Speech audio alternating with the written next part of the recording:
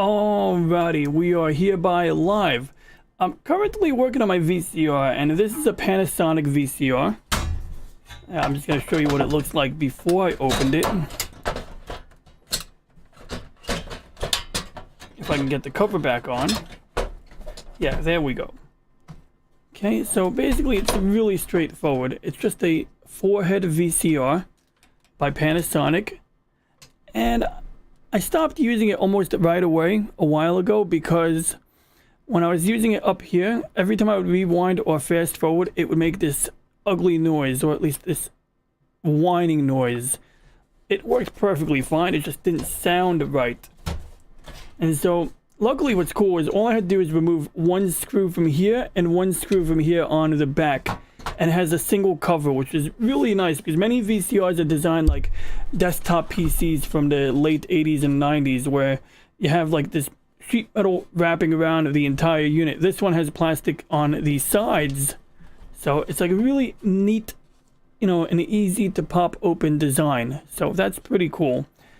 But anyway, what is the culprit? Well, that's pretty straightforward here. 444, the Capella Express. It was one of these mechanisms here. You might even be able to hear the little noise of something rattling. I don't know what. Whoops, I stopped recording. Gotta hit record again. But now, if we take a look, there's not much to see here. But I'm just going to take my chances and use WD-40. Now, I'd rather use lithium grease. And you can even see something that looks like lithium grease on some of the mechanisms here. But I can't find it right now. Maybe it's with my bike because I use it on a bike sometimes. But I figure this will help to draw out impurities. It'll clean it off the WD-40. And then when I find the lithium grease, I can apply, new stuff on it. So at this point, I'm just going to take a good look at it and figure out what is the optimum angle to hit this. And like I said, I'm not too picky. As long as I don't accidentally get grease on something important. Oh, that's not good. That's actually a braking mechanism right there. I just greased up the braking mechanism. And it's probably not the end of the world, but I would not have intentionally lubricated that. Like, I think it's literally a mechanism that stops it from spinning when it's spinning, So, already had a little oopsie there. But I do have some Q-tips here, so I'm sure we can rectify that. We got some 99% isopropyl alcohol.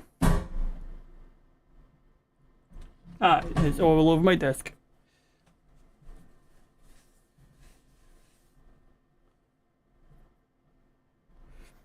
So I'm just gonna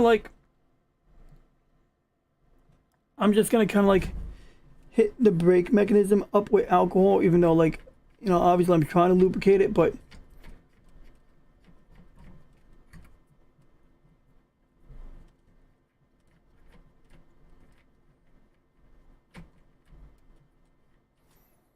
and then we're gonna take this mechanism here and pull it back. Because I don't know if it's terrible for it, but I really don't want to, start off by getting freaking alcohol all over, a piece that didn't previously have alcohol on it. So, interestingly, it's got some black stuff on it. I think that's like the plastic from the, I presume that's plastic that's part of the mechanism. Just some kind of plastic, but I'm not really sure. I hope it's not the WD-40 somehow having a weird chemical reaction. It might be a chemical reaction.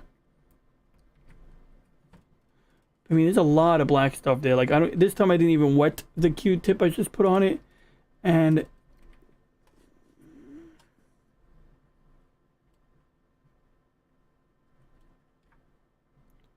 well, it's coming clean, so I don't know what the heck that is. That might be the alcohol interacting with the WD-40.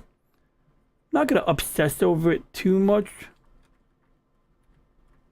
But, I'm a little paranoid about, what I just did to the mechanism there. It's I want to lubricate it, but I don't want to ruin it, you know? I don't want to freaking mess it up here. So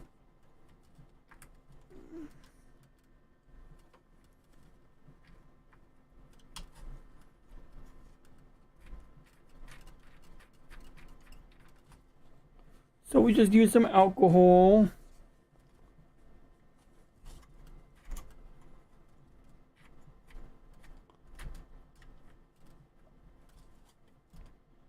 Okay, good. The plastic feels real fresh, so that's good. So, and you can't even see what I'm doing, can you? There you go. So, what I was just doing was there's a braking mechanism here, and basically, I kind of got some rubbing alcohol on it mixed with lithium, mixed with WD-40.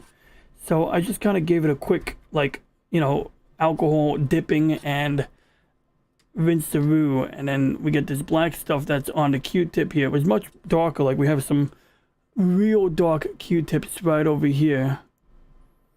So we cleansed that quite a bit. We're just going to kind of hope that it's not a big deal, you know? It's not that big of a deal. If anyone tuning in, thank you for dropping in today. I'm just cleaning my VCR because earlier today, I was getting ready to copy a tape. So I copied a couple of tapes over the weekend. And I was ready to copy another tape. This time I was going to do the 1994 figure skating competition because I just think the girls are hot. And also, it was just a good piece of, you know, historical footage, you know? And when I went to do it, the picture was all messed up, just like the Mutara Nebula scene from Star Trek II, The Wrath of Khan. And so at that point, I didn't really know, you know, what was going on. I thought maybe the tape was bad. Maybe it was something else. So first thing I checked was the tracking. And a lot of VCRs, even if you don't have the remote, and what's hilarious is I just found the remote for that VCR. So I'm going to be working on that other VCR at some point because I have a working remote for that VCR. But if you don't have a remote for your VCR, you can usually press the channel buttons. So we have channel up, channel down. If you hold them down while playing a tape, hold them down at the same time, it'll activate auto tracking. If you hold them down at the same time, then you let go and you tap either one, it'll manually adjust the tracking. And tracking is basically when you realigning the tape with relation to the drum or the tape head drum over here. You'll also see that there's a couple of flathead slotted screws here and here. These can also be turned manually. I don't know if these in particular can be turned manually, but I've had VCRs where I could turn those two screws manually while the tape was playing in order to manually adjust the tracking. So if the tracking was so messed up that the VCR refuses to play a tape, because sometimes it'll happen, it'll loosen up. The VCR on the floor behind me had that problem. At that point, you can try to adjust these and get it back into tolerances so that the auto tracking will work and the manual tracking will work again. But you do the hand tracking only when, you know, the VCR is at a point where nothing else works. So now that braking mechanism we spoke about, it's actually on both sides. So I'm going to have to really be careful and attack this by cleaning off the excess WD-40. And then I'm going to have to figure out, you know, another way to deal with this. Because apparently, I didn't realize there was like, you know, like it looks like almost like an eraser head or, you know, like a piece of felt. And I guess what happens is when it's rewinding the tape really quickly, it puts some like friction. It creates some friction to bring it back to slow down or something like that.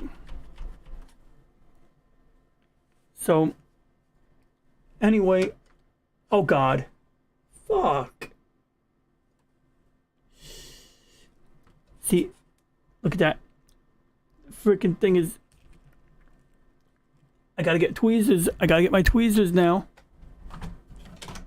That totally sucks. That totally sucks. Oh, bummer. So what am I talking about? Well, that thing is a piece of, it's like on a piece of double, it's suspended by a piece of double-sided tape.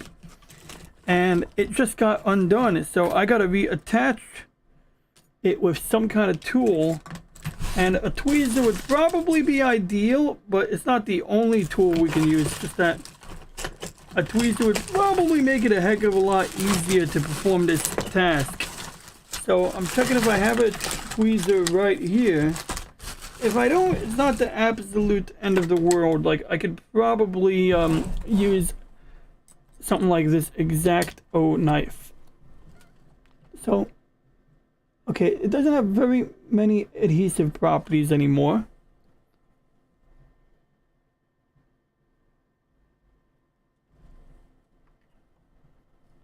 Heck, that might be why the VCR makes those noises. So, what I can do is I can put some glue down and reattach that piece of felt. What I am going to do instead is just remove the piece of felt, because, you know, how important could that possibly be? I bet you it's not that important at all. So, we're going to wing it. It's going to take it off. I mean, so what? When it wants to activate the braking mechanism, it's going to move a piece of plastic to rub on a piece of plastic. Big whoop, you know? Not too worried. My bigger concern is how do I apply more WD-40 without making, you know, a mess. Well, one option is to make like a dipping tray or something. And although I don't want to get my airbrushing kit involved right now, we could probably use this piece of paper and a Lincoln penny. Perfect. We have a little bit of lithium. I mean, not lithium, I keep mixing up. WD-40.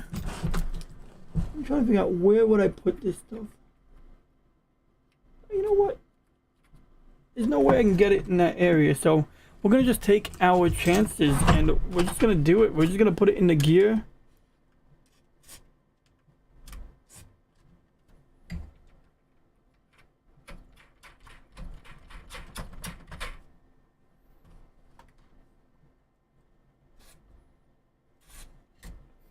I'm 70% sure it's non-conductive.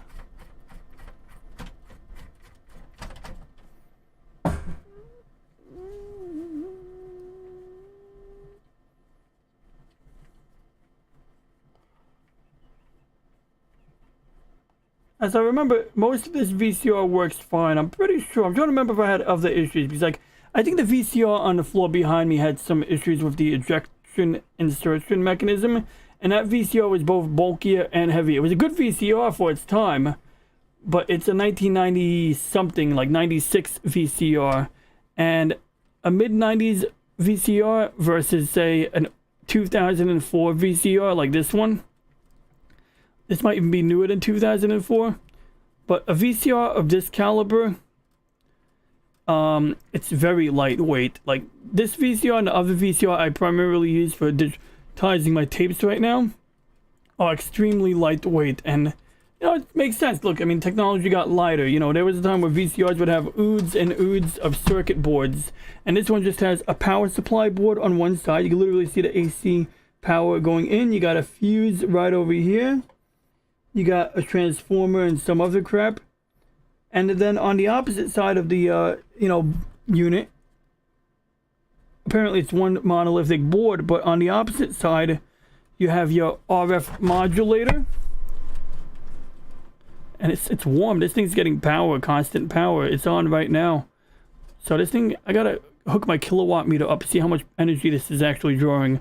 You got your composite AV inputs and outputs here, but you can see the board, it's not a lot going on here. Like there must be a microchip somewhere, but I haven't seen any microchips here. You know, I haven't seen any ICs or integrated circuits. Luminance signal processing unit. Fascinating.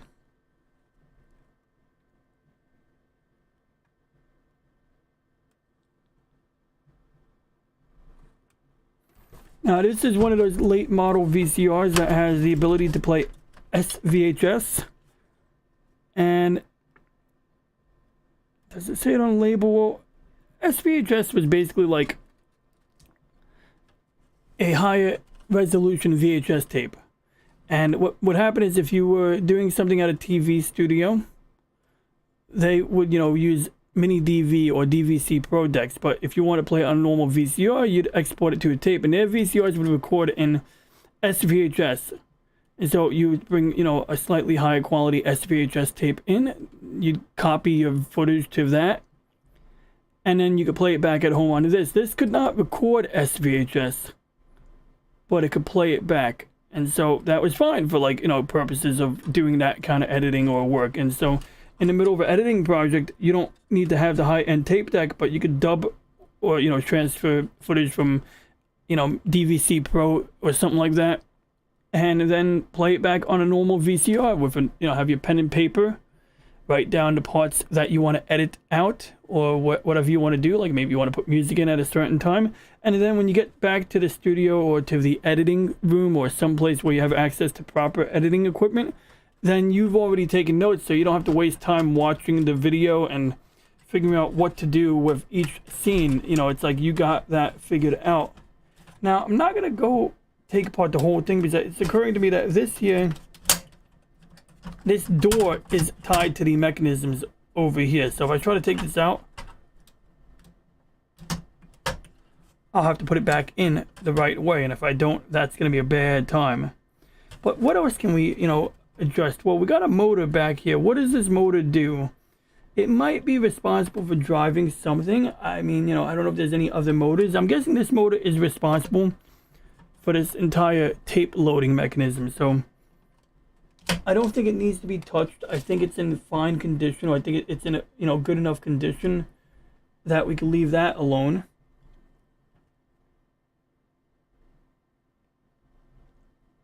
If anything, what I would want to know is, you know, what if there's any other motors that drive the these mechanisms here, you know, the winder upper, basically, because it's quite possible that this is one of those weird situations where one motor can be geared into somehow spinning something way over here.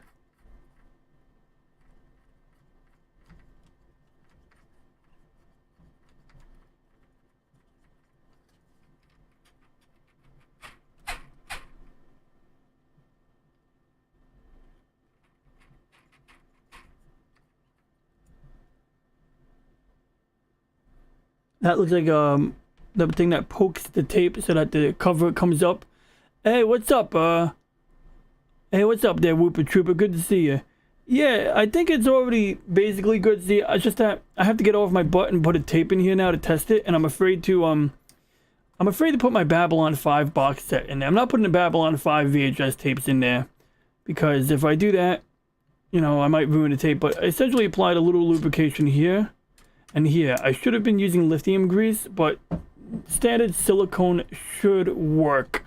Now, what did we do? Well, we basically set out to make it so that it doesn't make a rattling, whining noise. And so when I put a tape in here, that should be solved by now. I'm going to put a little more grease here because I see a little extra gear here.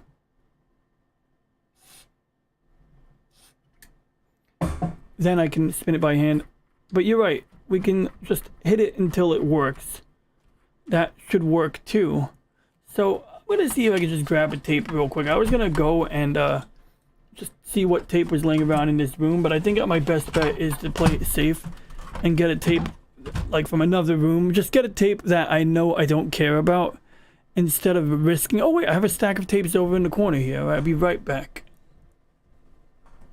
Thank you, I appreciate that. I had a blast on Floral from Under a Rock. By the way, how the hell do I highlight? You know, this is a great learning moment for me. You know, I don't know how to highlight chats. You know how, like, people with YouTube channels can make people's chats pop up on the screen? I don't even know how to do that. But yeah, I had a great time, man. Punk Waddle hit me up, and, you know, I'm assuming that it was a decision of Floral and Punk Waddle, or maybe they collaborated together. But I appreciate, you know, Punk Waddle coordinating that and both of them allowing me to join that show. You know, I had a blast. And you know, like I tried to, like, you know, they started over. They set me up with awkward silence in the beginning. It worked, but I didn't know if I went too far when I went to lick the salt. You know, I got the Himalayan salt right here, It does taste like salt. It really does. Okay, that's good to know. So it is a StreamYard feature. In that case, I guess I better start using StreamYard. I have it. I mainly subscribed, use it so that I can do multi-person streams. And also, you know, just like for certain things like I have a Restream account. I've been trying to explore like if either one of them can do a better job at streaming racing games. Because, you know, when you have a fast action game like that, there's like different things you could do to increase the quality. You can lower the resolution. Some people will actually increase the resolution and then do some sketchy crap where they scale it up or scale it down in order to, because basically if you use a certain resolution, they limit your bitrate to 8 megabits a second, and so, or 12 megabits. So if you say I'm streaming at 4K, they'll allocate a higher bitrate, and then there's a way to like make it so that if things are using a high resolution mode, but you use a low resolution mode, and you get a higher bitrate for fast action gaming. So that's just my OCD, because I noticed that recording the game always looks better than streaming it. But yeah, I guess I'm gonna start streaming these through StreamYard, because YouTube Direct is super easy, you know. But you know that, and I'll figure out how to do it in Restream. I assume Restream lets you do it too. Yeah, I'm quite the racist in racing games. You know, I mean, that's what a professional race car driver is, right? They're a racist. But yeah, no, Dirt Rally 2.0, they have a new game, but the new game is more arcade style. But it is a good game. First time I played it, you do pedal to the metal, and like your car flips over like instantly, like right away. And when you get the knack of it, you know, you get that sense of pride, like, I know how to play this game now. It's a lot of fun. And I can't play racing games on the Nintendo Switch because, you know, you don't have that variable gas pedal routine going on. But you know, so I play with the gamepad with the, you know, soft triggers, the variable triggers. But yeah, you know, so I like doing OBS Direct. If I did StreamYard, you could do StreamYard and OBS together, you know, right? I mean, you know, if you don't use you know, before I get the VHS tape to test this out, I'll just show you my settings. And basically, under stream here, you know, I picked YouTube RTMPS, but if I switch it to StreamYard, you know, it's just a matter of inputting the settings from StreamYard over here or signing in or something like that. So obviously I'm streaming, so I can't switch it right now, but it's pretty straightforward to switch it to StreamYard mode. I just switched it back to YouTube Direct because it's convenient. What I might start doing is maintaining separate copies of OBS on my computer, because you could just run them out of a folder, like download the zip file, and instead of installing OBS, you run it from a folder, because I would like to have separate settings in separate instances of OBS, so that I wouldn't have to go and finagle this every time. But I got to research that too. But bottom line, yeah, so once I stream, you know, direct to StreamYard, then it's like, yeah, I can probably do what you say, you know, switch, highlight chats and do that on screen. And usually when I'm doing that, I will do it that way. The only time I use this OBS like this is if I'm joining someone else's stream. So if I'm joining Floral's stream today, I turned on Start Virtual Camera. And then I have a virtual audio cable that allows my audio filters to come through on the stream that I was part of today. But if I'm starting my own stream, if I'm running my own stream, especially a solo stream, then I would, you know, connect this to StreamYard. And that's another question. I got to play with this. Last week I did some tests, multiple stream tests, well, a couple weeks ago for different settings. Now I think this week I should put some time into testing out how I would stream from OBS and how that would work with multiple people. Anyway, I'm going to grab a tape.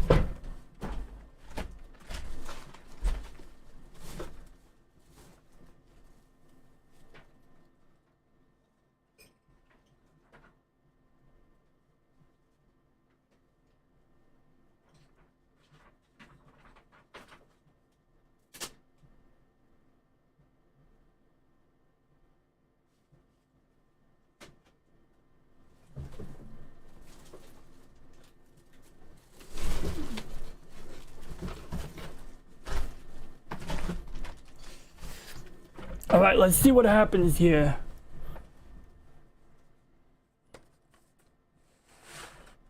I would take advice from you because you've been at it longer than I have, I think. Oh, I just put the tape in. Okay, so what happened there? I think we should play that back again. So when we eject the tape, it's going to go through a chain of events.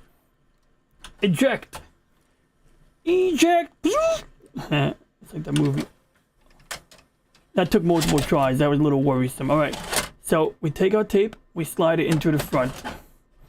It goes into the carriage mechanism, and then it's going to trigger a chain of events. There's a little pokey thing that allows this cover to unlock so the door can open. There's these two things here that are behind the tape so they can pull it out and stretch it around the tape head. And that's what we're looking at here. It's wrapped around the tape head. And now it's currently playing. So you can see the, spindle is moving. And this tape looks a little weird. And if we look at this tape here, it's really hard to see. But you can see these lines there. The way this tape got rewound, it looks like this tape might have been the last tape I put in this VCR. It's quite possible this is like the last time I put a tape in this VCR, because it looks as if the spindle was bouncing up and down. And so it's like it's not rewounded cleanly, or it's not wounded forward in a clean manner. So now let's rewind it. So now the rewind while playing it. Okay, that's interesting. That could be a contributing factor. I don't like the way this is designed here. So it's actually keeping the tape in the mechanism. See, typically when you hit stop, the VCR will bring the tape back into the... This is a bad setup, I think. I gotta double check my other VCRs, but I've never seen a VCR. I don't know. I thought that's not how it worked. I thought that when you hit stop, it takes the tape and racks it back into the cassette.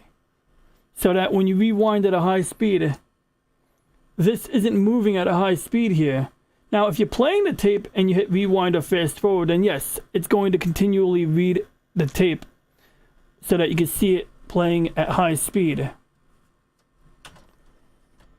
But this setup here, when I hit stop, it keeps the tape head wrapped around. Now, some of VCRs, they'll time out, and they'll automatically put the tape back in the cassette after an X amount of time. This VCR, yeah, this is awful. Oh, there we go. I just pressed the button twice.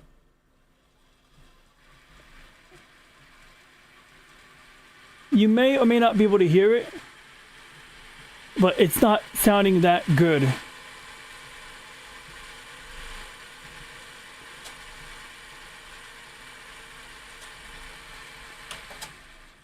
And apparently, I think it's making these ugly sounds because this is a terrible design.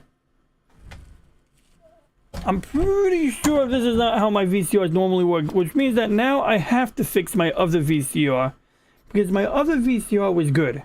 I mean, it was working right. I was getting a good picture. And now I'm going to open up the other VCR and see what happens when I do it. But yeah, so there's this little pokey thing here, and it pokes over here. This is the lock, and this is the lock, so I can't open it right now. Well, let me phrase that. I can open it by pressing this button. There's a button here. This lock prevents you from spinning it. You can't spin the tape, but if you put a pencil in this hole, then you can spin it by hand. Well, this one's making a lot of these scraping noises when it's running. There's a sensor over here, which I believe is part of the auto tracking sensor. It looks like almost like a remote control sensor. If I put any grease on anything, I want to avoid getting the grease on here. I definitely want to avoid greasing that up. And so if I have like a plastic bag or something like, something, I would want to maybe put it over on top of this, or maybe just like a little little condom for the tape head.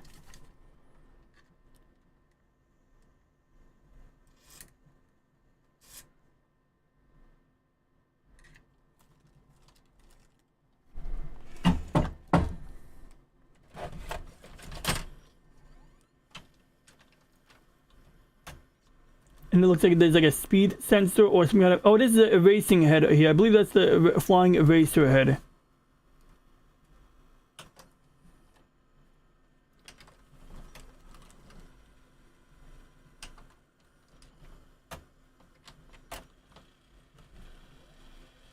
Oh, that sounds better. It's not great, but it's better. I still don't like what it's doing to the tape over here.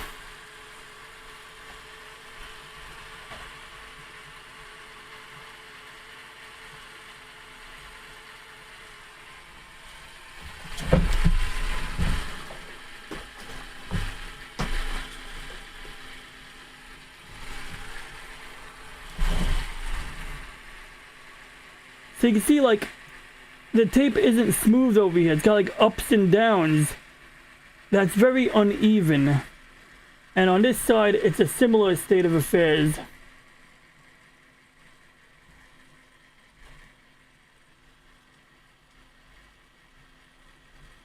Very uneven. It's a pretty uneven, so I'm not crazy about this at all. Let's see what happens. It's not, it doesn't look, yeah, no, it doesn't look terrible. Like, see, I just like, yeah, there's going to be that opening there in the reel, but it's just uneven. So this VCR's mechanisms are highly questionable. We did improve the noise profile at least, so it's possible that once I reduce more of the vibration, it might rewind and fast forward in a more consistent manner, because there is some improvement. Like, there is some improvement. Not gonna say it's like super duper improved, but there is some. So are there any other mechanisms that I can grease up? Might be able to slip underneath. Whoops. I might be able, might be able to slip underneath. So far I greased, there's like a gear like right under the tape head here.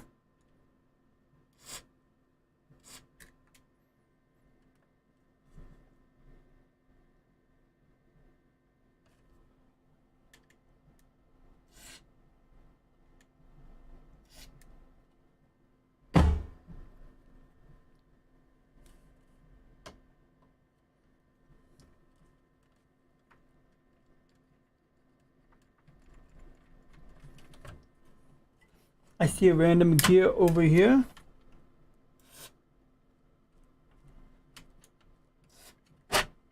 I'm taking my chances here. I'm just letting I'm letting the grease hit random stuff, man. I don't even care if it breaks now. Okay, so it wraps around the tape head. We hit stop. We rewind it. It sounds okay right here.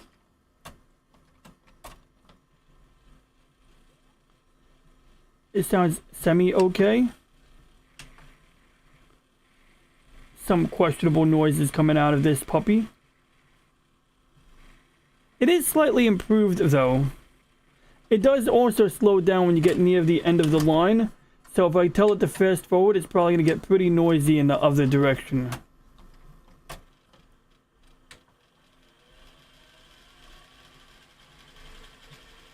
Yeah, I really don't like this design, how the tape is being sent. Yeah, I really don't like that aspect of the design at all. But it does sound better. And it is a fast mover, so this might be why the VCR wore out. It might be that the mechanism burned out sooner.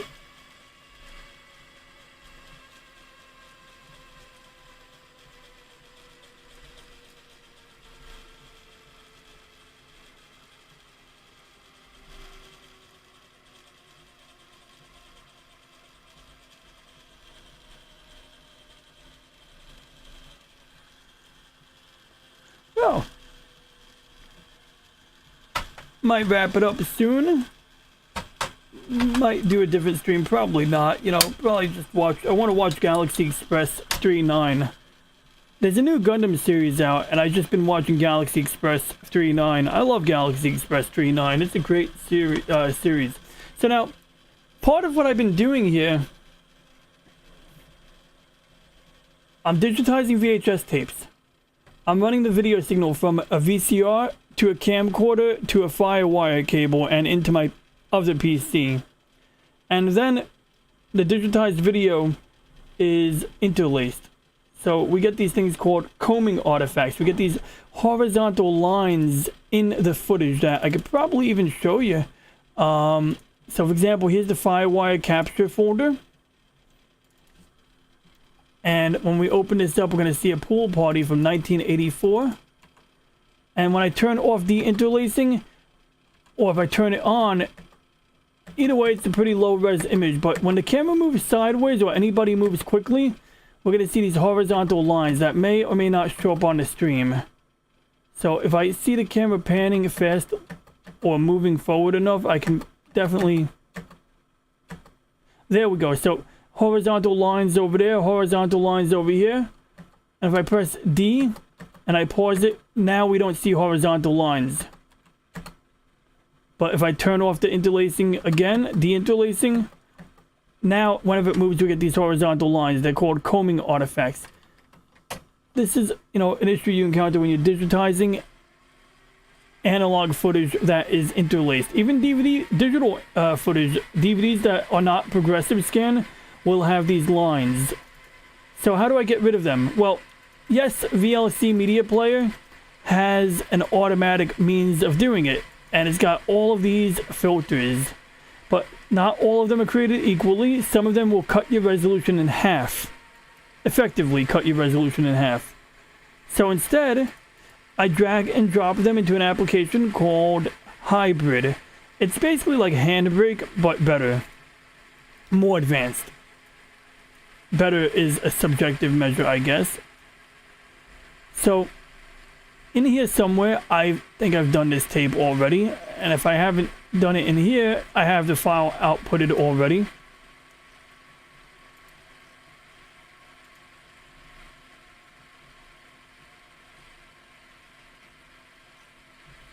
Here we are. Yeah, I have multiple. So the pool party, I did it multiple times because I'm experimenting with different settings. For example, like the audio format, seeing what file size difference I get with two different audio formats. But if we do it by date, we'll see that, you know, I have an X265 and X264 file, 800 megs and 700 megabytes respectively. Both of them using the AAC audio codec. And then if I use the FLAC audio codec, well, it's actually not that much larger here, surprisingly. Well, anyway, let's look at the quality. Alright, well, that's some random stuff there. Let me see, I want to find... Oh, that's part 3. So, same tape we just watched. Look at that. Look how good that looks. Yeah, I'm going to put it in a playlist and put them side by side. Because I am very proud. I mean, I could play them side by side at the same time, I guess, too, huh? Guess let's do that. Let's do that. Let's play them side by side.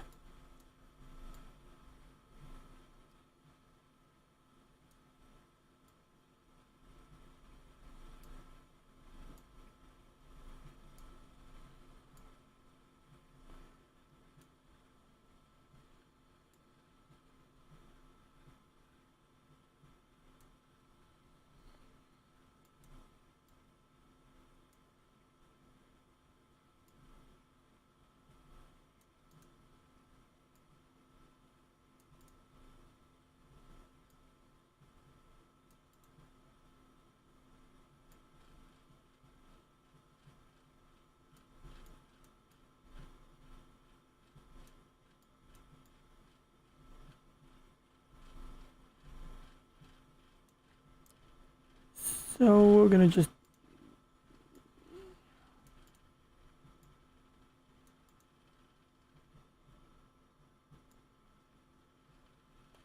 So there is a little issue. It looks like it cropped, or something got cropped on the side, but now we're gonna put this back to the beginning.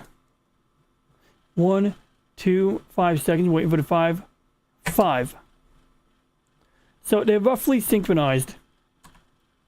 So the one on the right is interlaced. So anytime there's any fast movement, we're going to get these horizontal lines. The one on the left is not only de-interlaced, where you don't have the horizontal lines anymore,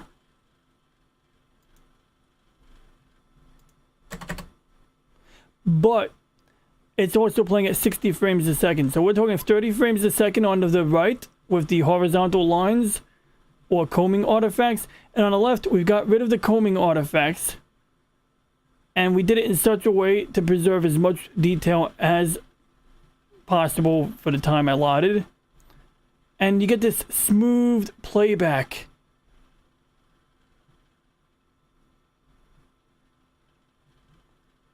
Like, when the camera's panning, you just see how smooth that looks, you know? When you see my cousin turning her head, it was him. You know, and all in all, like, this is pretty decent compared to what we have on the right.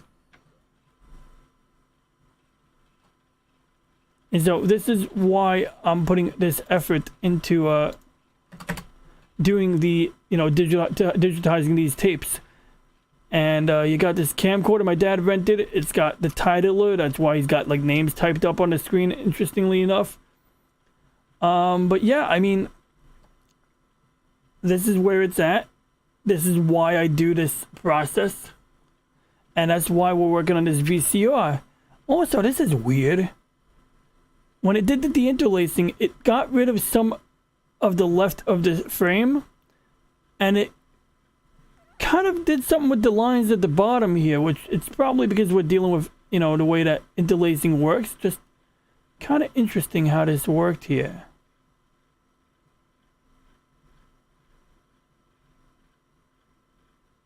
Oh shit, is it that guy? I think I know who that guy is. He's so cool. That guy was at my mom's funeral, the other guy, that's my dad. But the other guy sitting down, if that's who I think it is, it might not be, but that guy was cool, yo. He showed up, like, surprised me, but it was good to see that guy. And that's my aunt. Aunt. Nobody says aunt. That's my aunt.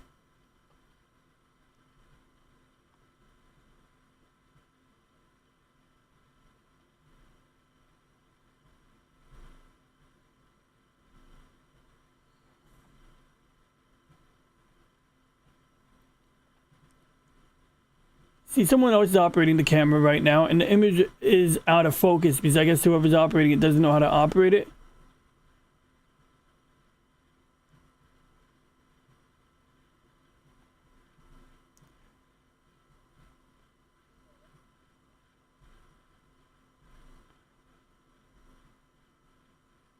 But yeah, like I said, when you deinterlace footage automatically, like if we do it on the right, which of course, I don't know, this is like the worst part of the video. Like there's gotta be a part in the video where like, okay, 655, 659.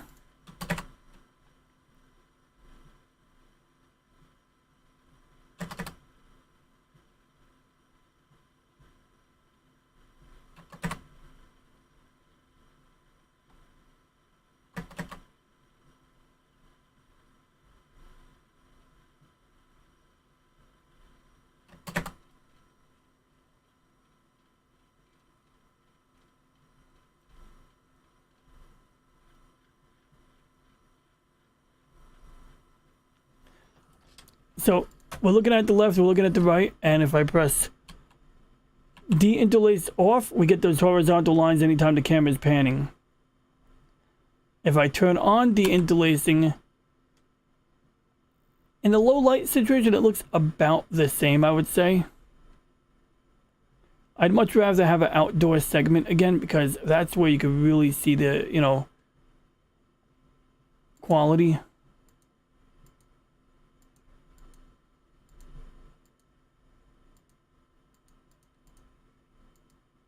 I'm gonna go back to sunlight because I think the daylight really is where this all shines.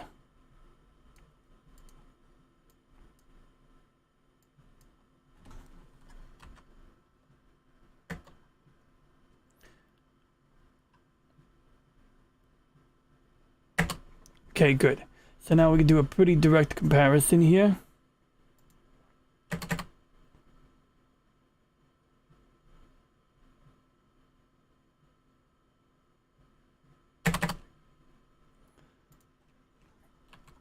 Okay, so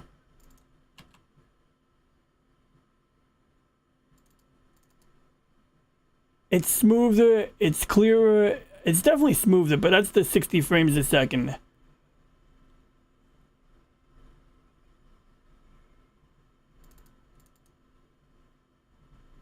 This doesn't look terrible either. This just looks better on a modern TV. Now, when we turn off the deinterlacing, forget it. Then, you know, you're going to have these lines, and the video without the lines on the left definitely looks like a night and day improvement over the video with the lines. When you turn on automatic deinterlacing, you might be tricked into thinking this looks the same, but my aunt's hair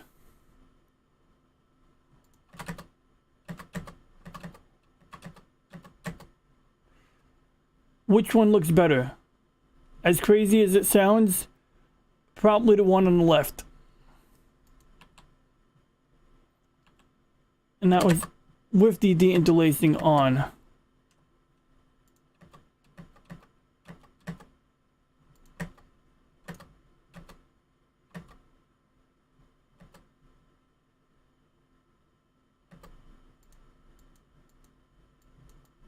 Uh-oh.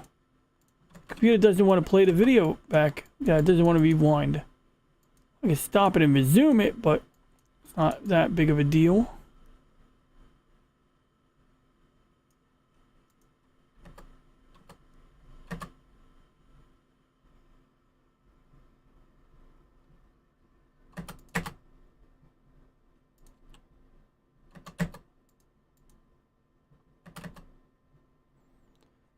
So the one on the left looks better than the one on the right when you have the deinterlacing off on the right. When we turn on deinterlacing, I still think the one on the left looks better. You know, you don't have that staring, the lines, it's much smoother. So yeah, all in all, I am more satisfied. Now, why am I having playback issues? Yeah, I don't know, but I'll explore that later. I'll explore that on my own time. It could be because VLC doesn't like playing two videos at the same time. And it's not because the computer can't handle two videos at the same time so much as it is that I'm already running a video encoder.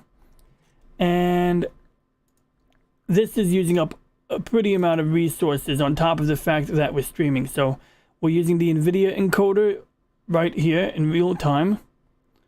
We're using all of the CPU cores at the same time. So it gives lower priority to other things, or less, you know, resources to other things. And my room is heating up just by running this right now, but this is how we get that video to go from the original copy to the new copy. Also, the most important, well, not most important thing, but I'd say important to the average normie or person, you know, the half hour of footage we just captured, that was about a half hour, is 7.4 gigs. Let's say 7 gigs. The half hour of footage after I've converted it to make it look better is about between 600 and 700 megs, depending on which one. I have a 500 megabyte copy here. I have a 630 megabyte copy here. I have a 700 megabyte. So it's like each of these have a 100 megabyte difference. And this is X264 at 500 megs. X265 at 500 megs. And this one here is somehow a whole extra 100 megabytes more. And frankly, I don't know what I did differently. Oh, FLAC. The audio format is FLAC. That's a lossless audio codec. So AAC is like MP3. There's compression that makes the quality lower but gives you a smaller file. And the idea is at the right setting, you can't distinguish a loss in quality. And so you save a lot of memory that way. FLAC uses the type of compression that you find on a zip file, meaning that you don't lose any quality at all compared to whatever you originally fed to it. And it only gives me a 100 megabyte difference. Now, granted, the AAC format I'm using, normally I would use half that bit rate. So I could probably save at least another bunch of megabytes, maybe 50, maybe 100 megabytes more. I could probably save another 50 megabytes-ish if I was to use half that bitrate setting, but I'm trying to preserve as much quality and detail as possible. And so how did I do that? Well, I dragged and dropped the video file into here. I told it to save the output file into a folder here. Just, you know, you browse for a folder. Then I picked one of these, X264 or X265, and these are just video compression formats. After doing that, I went to the filtering tab and I told it to de-interlace. And I told it to automatically pick very slow. So it's going to do all of these other settings automatically. I don't have to know what they mean. All I need to know is that if I keep this checkbox unchecked, I'll get 30 frames a second. If I check it on, I'll get 60 frames a second. And we can see over here, it already detected. It says input scan, bottom field first. Bottom line, it's telling me that the footage I'm feeding it is interlaced. If the footage was not interlaced, if it did not have those horizontal lines, it would detect that and it would automatically not run this filter. So that, you know, because without the filter, this can go quick. With the filter, it takes significantly longer. Now, beyond that, there's other filters, like if you had a grainy picture or a lot of noise. I have this like rainbow effect on the right side of the frame that I might attempt to fix by using one of these, but for now I'm going to leave that alone. Audio. Now, every video you do, you're going to pick basically X264, then you're going to go to the X264 tab and tell it what quality you want. The lower the number, the higher the quality. So I picked quality rate, constant rate factor 20. Anything lower, you get a really large file. Under the audio tab, I picked AAC at 320 kilobits per second. Many people would be more than happy at 160K, but because this is home video family, you know, home video footage, I wanted to retain quality. And that's why I experimented with FLAC to see if I can get an even, you know, better quality without making the file too large. And, you know, there's no reason not to pick the maximum compression. In theory, lower compression would be faster, but you know, a modern computer should have no problem with the high compression, so I put it on max. Why you would pick one format over another aside from the quality is compatibility. What devices are you going to play it on? And, you know, if you have a device that struggles to play a certain format, then you're probably going to avoid that format. When I'm doing Japanese anime or dual audio, you'll have separate audio tracks, you know, listed here. When I did Galaxy Express 939, that's basically how I did it. It also handles subtitles and chapters. I don't want any chapters here, so I left that blank. And then basically, you queue up your jobs and you let them run one after another. You could run them simultaneously, but that would make each one slower. Inside each job, you'll have like extracting the audio, re-encoding the audio, basically converting it from WAV to AAC, deleting the temp file for the audio file. Then it's doing some index thing. It's doing this other thing. It's running the filter. This is the part where it runs the filter, I think. Or it's part of it. I think it's when it's initializing the filter. Then it's going to convert the video. So this is, right now, it's only doing the video track. It already did the audio. Now it's doing the video track. After it does the video track, somewhere down here, it's going to combine the audio and video together. Delete the temp file, rename it, and boom, you have an output. So only thing is I wish I knew how long it took for the filter to run.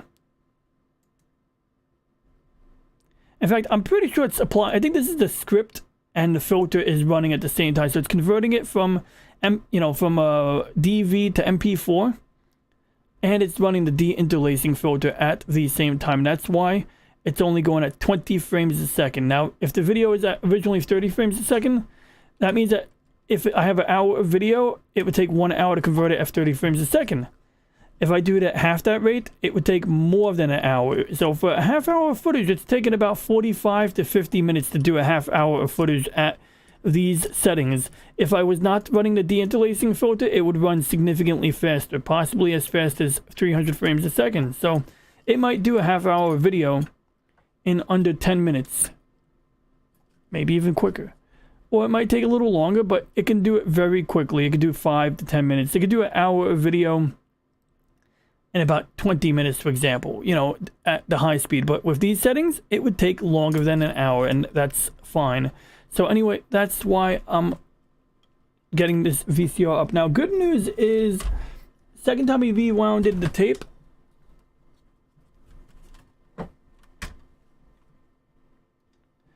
there's not as much banding, but I still don't like the looks of it. So as much as I'm a fan of the Panasonic brand, I am going to go and take apart my other VCR tomorrow because I am not happy with the build quality. Like, I like the way this VCR is assembled. I really do like the way it's assembled a lot. You know, like, this whole design is really cool. I really think it's really cool how it's designed. Oh god. I forgot I put a tape in there.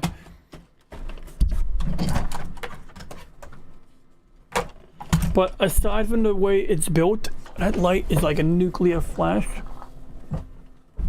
Aside from the way it's like designed on the outside, I don't like the way it's designed on the inside. It's like a pretty girl with a ugly attitude. It's kind of like that. And plus, if I remove this VCR from this room, I have to put I gotta find my monitor stand because this monitor is normally elevated. Right now, it's a little too low for my tastes. So I'm gonna do the VCR repair routine tomorrow. Hopefully the weather is bad and it's raining so that I don't have to feel bad about, you know, wasting good weather. Because you know, like, obviously good weather, you want to do astronomy. But in any case, this is our conclusion for today's stream. So, you know, today, maybe tomorrow we'll do some gaming. Maybe I'll, like I said, I plan on doing the VCR work tomorrow, regardless of whatever else I do. I want to do some video with my turtles. You know, just something with the turtles. They're good kids. They deserve to be on camera. Well, that's actually why I don't do videos with my turtles, because they're good kids, and even if they weren't, it's not right to punish an animal, you know, for something that they don't understand. What I mean is, like, if they were bad kids, I would take them out and annoy them, but then it's like, well, is that right to punish the turtle? But because they are such good turtles, I don't want to pick them up and annoy them because, you know, a pet turtle, they don't want to be picked up and moved around, you know? I got a little zit here. You know, they want to be left alone. Oh, it's the lighting. It's the lighting. So, yeah, I don't know. I'll figure that out tomorrow. But anyway, I want to thank Mr. Whooper Trooper for watching, and I believe I can easily get his channel link. And so, in Brandon Looney Tunes style, we're going to do a shout out to Whooper Trooper. Interesting, we got a friend of the channel, Brandon Looney Tunes Fan 2000. He does shout out videos as like a regular thing, in addition to doing his own content. So, yeah, when I did Brandon's shout out, I did it same way. Just kind of went through the content a little bit. And, you know, you got some Pokemon Red content gameplay. One of these days, man, if you get bored and you want to sit down and tackle this widescreen thing, man, I don't know how important that is. Not really that important. Me personally, if I'm streaming a game, I'm super anal about it being in widescreen mode. Like, I want that thing to be in the original 4:3 aspect ratio. Like, this is how the game should look. In fact, we're going to simulate what the game should look like right now.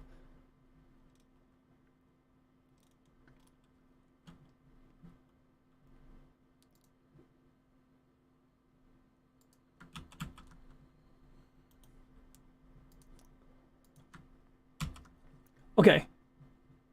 So that's my widescreen monitor, right? So we need to shrink that down a little bit. Okay, so when you play Pokemon normally, it looks something like that, right? So in OBS, if I hold down Shift and I grab the edge of the panel like that, now it doesn't. Now it messes up the aspect ratio of Whooper Trooper. So obviously the character in the top right corner doesn't look right anymore. This doesn't look right. But this, the rest of the screen looks more right. So if I was streaming a game like this, this is how I would do it.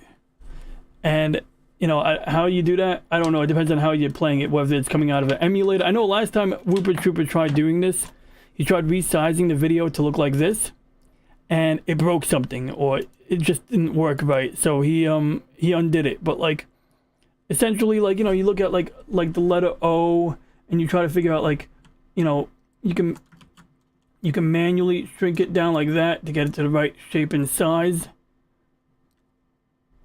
It's probably a matter of going into the resolution or aspect ratio settings. I mean, it really depends on how he's capturing the video. But then, of course, what do you do with the sides? Well, in my case, like what I do with the sides of the frame when I'm doing this is I put myself in the side. So like when I'm playing a video game in standard definition, I'll be in the box on the left side. So I would literally put my head, I could literally put my webcam all the way on the right side of the screen like this. Or you might put down like, you know, chat.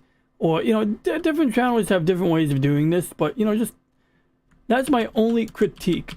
Otherwise, I gotta say, vastly, he did like a report recently. I don't know if you're still in the chat, Whooper. But yeah, I like the video you did last. That was really cool. The quality seemed to be improved on the audio.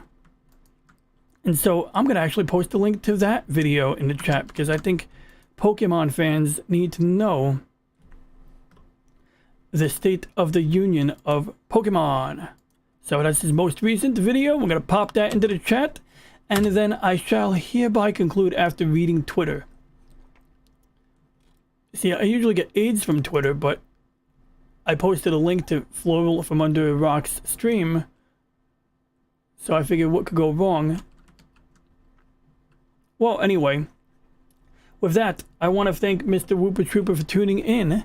And tomorrow I'll check back because I still need to fix my other VCR. Will I do it on stream? Maybe, maybe not. I don't know. We'll play it by ear. I might not do it on stream. I might, you know, just fix it and get it up and running. Depends on how much TLC that VCR needs. But with that, I want to thank you all for watching. Please like and subscribe. If you have any questions, comments, or ideas, please leave a comment. And for now, we shall end